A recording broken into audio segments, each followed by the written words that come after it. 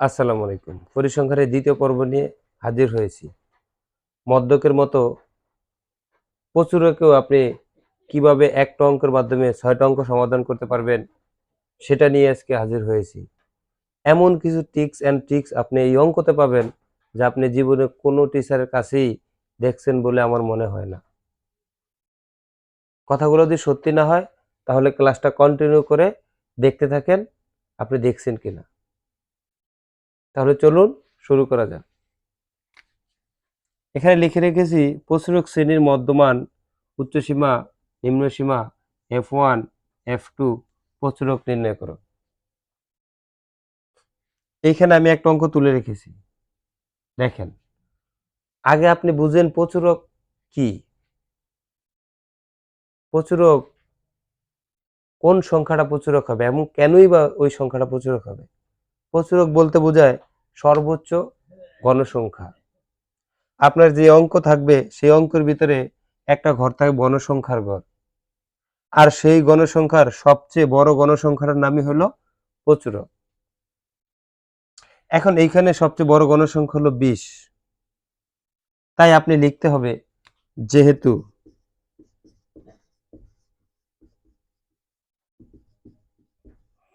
সারণীতে সর্বোচ্চ গণসংখ্যা 20, এই সর্বোচ্চ গণসংখ্যা 20 হলে এই 20-এর যে শ্রেণীটা আছে সেটার নাম প্রচুরক শ্রেণী।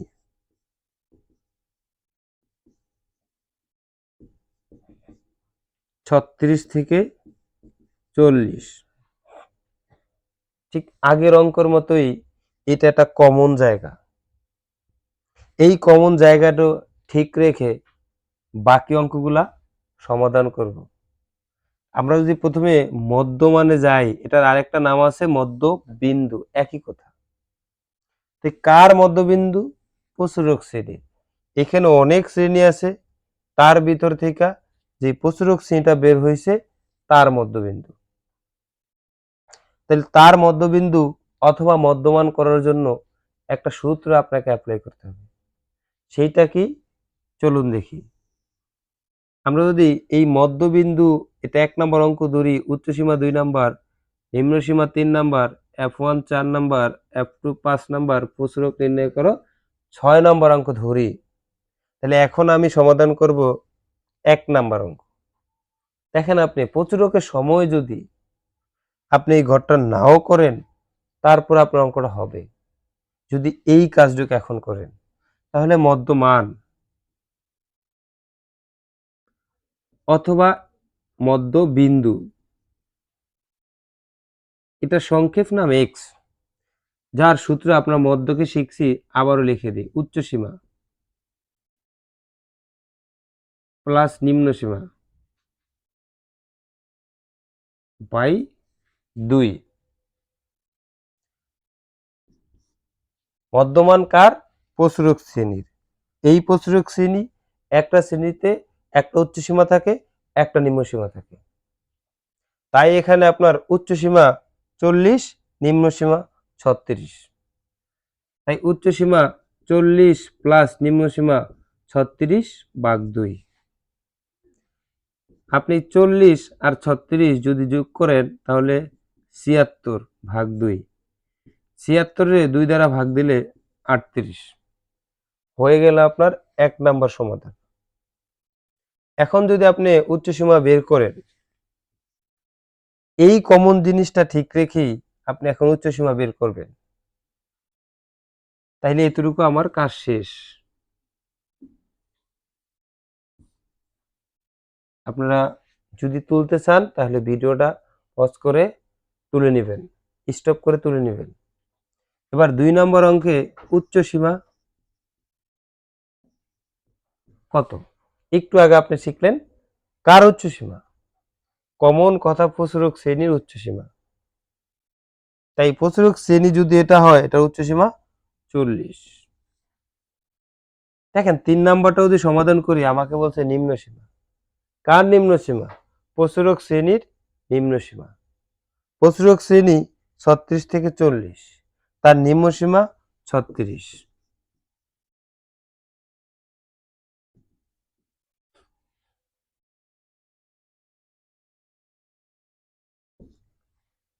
F1 4 নম্বর অঙ্ক। 4 নম্বর অঙ্ক আপনি কিভাবে সমাধান করবেন? এই কমন জায়গাটুক ঠিক রেখে। এখন আপনি যদি F1 এর মান বের করেন, F1 এর বাংলা কি?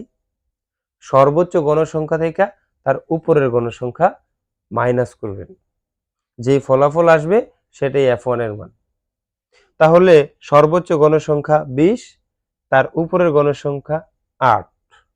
দেখেন আরেকটা গণসংখ্যা আছে, আপনি সেটা না, সর্বোচ্চ গণসংখ্যার কাছাকাছি যে গণসংখ্যাটা উপরে সেটা বিয়োগ করবেন। তাহলে সর্বোচ্চ গণসংখ্যা 20, কাছাকাছি গণসংখ্যা 8, তার থেকে বিয়োগ করলে 12। এটাই হলো F1 এর মান। এবার যদি আমরা F2 এর মান বের করি, মানে 5 নম্বর অঙ্কটা সমাধান করি, এই কমন জায়গাটুক ঠিক রাখবো। F2 এর মান কিভাবে বের করব?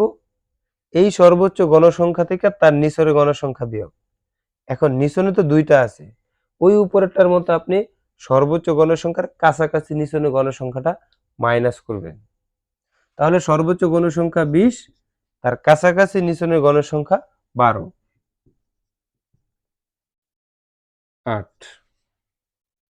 দেখেন এখানে বাংলায় আরো দুইটা কথা থাকতে পারে, সেখানে F1 থাকবে না, থাকবে সর্বোচ্চ গণসংখ্যা ও তার উপরের গণসংখ্যার পার্থক্য কত। একই কাজ। দেখেন F2 এর জায়গায় আরেকটা বাংলা কথা থাকতে পারে, সর্বোচ্চ গণসংখ্যা থেকে তার নিচনের গণসংখ্যার পার্থক্য কত। একই কাহিনী। সমাধান হয়ে গেল 5 নম্বর অঙ্কে। এবার আমরা 6 নম্বর অঙ্কটা করব, যেটা আপনাদের জন্য খ নম্বরে মোস্ট ইম্পর্টেন্ট হয়ে দাঁড়াবে। সেই জায়গায় খুব মনোযোগ দিয়ে দেখবেন, তাহলে আমরা এতটুকু মুছে ফেলি।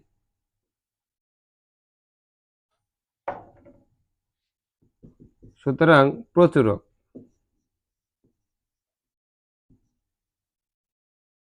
একটা সূত্র আছে, L plus F1 plus F2 into H, যেখানে L এর মান মধ্যকের মতো আমরা L-ও প্রচুরক শ্রেণীর নিম্নসীমা, তাহলে প্রচুরক শ্রেণী এটা, তার নিম্নসীমা 36। দেখেন আগে প্রচুরকের সময় আগে মানগুলা এক পাশে আপনাদেরকে লিখে বোঝাতে হবে, যেহেতু এখানে আপনি একটু আগে F1 এবং F2 বের করছেন, সেই মানটাই আমার এখানে প্রয়োজন হবে। তাহলে F1 এর মান আপনি কিভাবে বের করবেন তা একটু আগে দেখছেন, আবার দেখেন। F1 এর বাংলা হলো সর্বোচ্চ গণসংখ্যা থেকে তার উপরের গণসংখ্যা মাইনাস করতে হবে। তাহলে সর্বোচ্চ গণসংখ্যা 20 থেকে তার উপরে গণসংখ্যা 8 বিয়োগ করব। 20 থেকে তার উপরে গণসংখ্যা 8 মাইনাস করলে 12। এবার আমি বের করব F2। ওই সর্বোচ্চ গণসংখ্যা 20 থেকে তার নিচনের গণসংখ্যা, ওই সর্বোচ্চ গণসংখ্যা থেকে তার নিচনের গণসংখ্যা 12 মাইনাস করব, থাকে 8। এখন আপনি H এর মান শ্রেণী ব্যবধান, যেভাবে মধ্যকে শিখছেন, এই শ্রেণীতে সর্বোচ্চ ব্যবধান যা তাই 26 থেকে 30 পর্যন্ত আপনি হাতে গুনবেন। যদি এইখানে একই সংখ্যা দুইবার থাকে, তাহলে আপনি হাতে কর গুনলে যত ব্যবধান আসে তার থেকে 1 কমাবেন। আর যদি একই সংখ্যা এটার মতো না থাকে, তাহলে হাতে যা আসে তাই নেবেন। যেমন এখানে প্রথমে আছে 26, সেটাও নিলাম, 27, 28, 29, 30, শ্রেণী ব্যবধান 5, তাই 5ই নিতে হবে, 5। এখন আপনি L এর মান 36 প্লাস F1 এর মান 12, দেখেন এইখানে F1 আর এইখানে F1 একই কথা। তারপরে F2 8 ইন্টু শ্রেণী ব্যবধান 5, 36 এর 36 প্লাসের প্লাস, 5-এ আর 12-এ গুণ করব, 5 বারং 60, 12-এ 8-এ যোগ করব, 12 আর 8-এ 20, 36 প্লাস 60-এর 20 দ্বারা ভাগ করলে 3, 36-এর সাথে 3 যোগ করলে 39। এটাই প্রচুরক অ্যান্সার। দেখলেন তো, মাত্র একটা কমন জিনিস দিয়েই আপনি 6টা অঙ্ক কিভাবে শিখে ফেললেন। এরকম সহজভাবে শিখতে হলে আমার চ্যানেলটাকে সাবস্ক্রাইব করে চ্যানেলের পাশে থাকবেন। ধন্যবাদ সবাইকে। পরিসংখ্যানের নেক্সট ভিডিও